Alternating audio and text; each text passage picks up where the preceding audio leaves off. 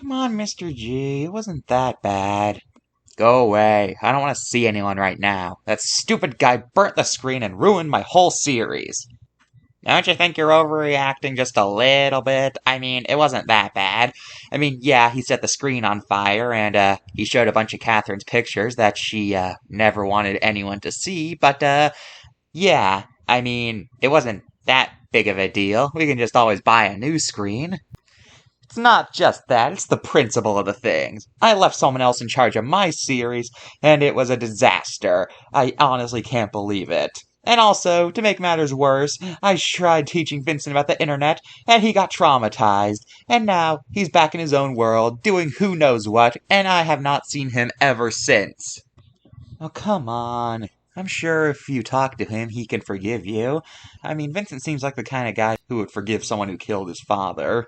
I just don't want to talk to anyone right now. Just please go away and leave me be. Well, Eric, looks like, I don't think we're gonna get through to him. Wait a minute. I have an idea. Alright, look, guys. I don't know why you dragged me out here, but I already told you, I don't feel like seeing anyone today. Who said you're seeing anyone today? We're gonna show you something that we hope will cheer you up. You see, actually, it's a surprise. You'll just see for yourself. Alright, just show me what it is. Hello, everyone, and welcome back to Monsters of the Mind. I'm your host for today, Eric. And in this episode, we're talking about creatures from Greek mythology that started from humble beginnings but ended up becoming fierce warriors. Today, we're talking about Antmen. Ant-Man's real names are Myrmidons, which apparently means ant people, which is weird. I thought that Don meant tooth, but that's what everything says. It apparently means ant people, so I don't know. They were good, I guess. They were a species. They come from an island called Aegina, which I guess is a Greek island, and they come from Greek mythology. Once upon a time, the queen of the Greek goddesses Hera sent a plague to kill everyone on an island because she didn't like the fact that it was named after one of Zeus's flings. In order to repopulate the island, Zeus ended up transforming a bunch of ants into people. These guys were said to be as fierce as ants, as actual ants, and they were insanely loyal to whoever commanded them, and because of that, they were one of the most fearsome armies in all of Greece. Although other people say that they were never ants, and this whole thing is just an exaggeration due to their ant-like personality or something. But, I don't know. Whatever floats their boat, I guess. Also, they wore brown armor because they were ants.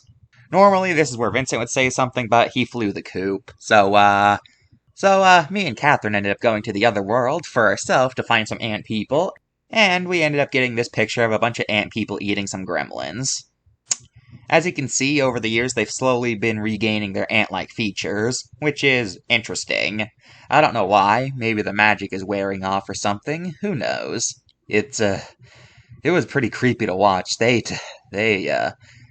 Watching ants eat is already creepy enough, what with their mandibles and things like that. Okay, this picture's creeping me out. Alright, let's look at the card. Okay, let's see. Notes here. Okay, the notes here say, that Ant-Men weren't actually ant people. They were humans with, ant-like personalities. And yet, on this card, it treats them as if they were anthropomorphic ants, or something like that.